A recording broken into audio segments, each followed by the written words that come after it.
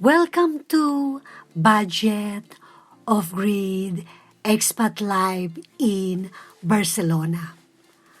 I am glad to have you with me on this another adventure. I want you to know that your presence means so much to me.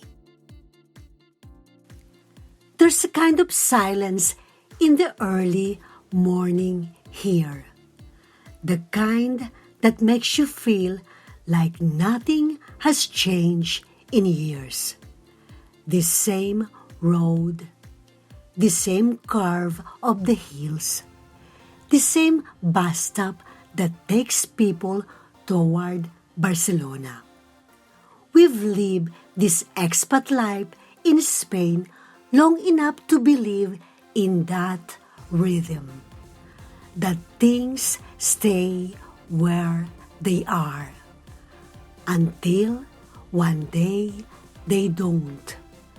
It started quietly.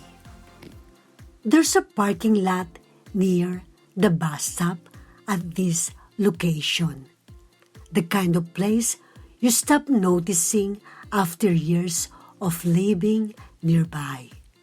For a long time, it was just empty space, quiet, predictable. And maybe that's why we didn't notice right away when something began to change. Initially, there were only one or two camper vans at first. There was nothing unusual about them. Living this expat life in Spain, you get used to seeing travelers passing through, especially not too far from Barcelona. But then a few more arrive, and then few more after that, until one morning the entire space felt different. Not busy, not loud, just full. By the end of the week, the entire space had transformed into something else, a temporary village on wheels. We joke about it at first. How van life always look so free online. Minimal, simple living, sunsets, and coffee by the sea.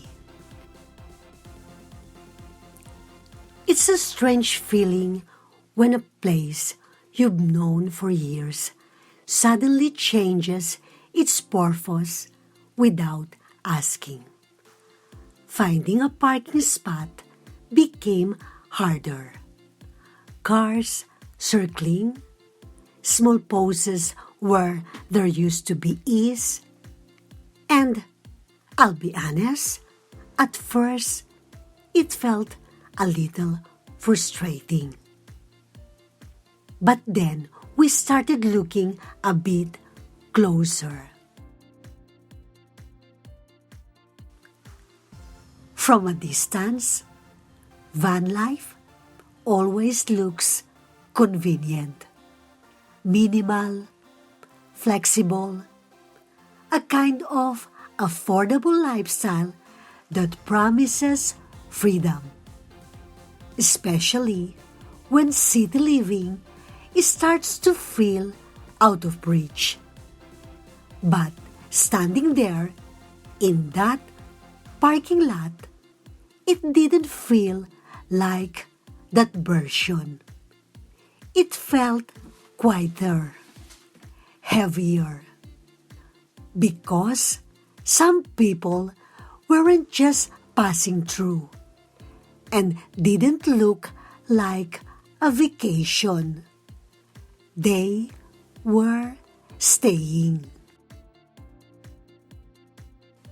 There's an idea of simple living, choosing less and needing less, finding a slower rhythm outside the city. Sometimes this choice is genuine, but at other times, living between destinations isn't really a choice. There's growing conversation about affordable lifestyle alternatives, specifically in city centers, where people are finding ways to create space in smaller living areas and quieter neighborhoods. However, what happens when even these quiet corners become overcrowded? As housing costs continue to rise, even in places like Barcelona, it's becoming increasingly clear how fragile the balance is between freedom and necessity.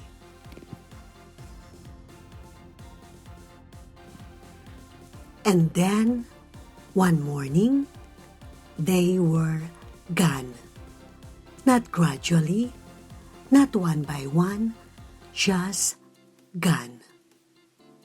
The parking lot went back to how it used to be.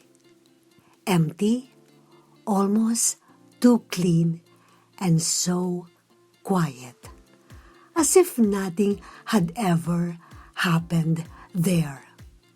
A reminder that even mobility has boundaries, and it stays with us longer than we expected.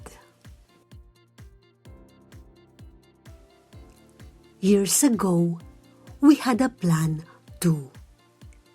If living in Barcelona became too expensive and the expat lifestyle no longer made sense, we would simplify our lives. Perhaps by getting a camper van, something more flexible, something that felt free. But now, seeing how quickly that space can disappear, it feels like different, less like freedom, more like a question without an answer. Where do you go when even the temporary places are no longer available?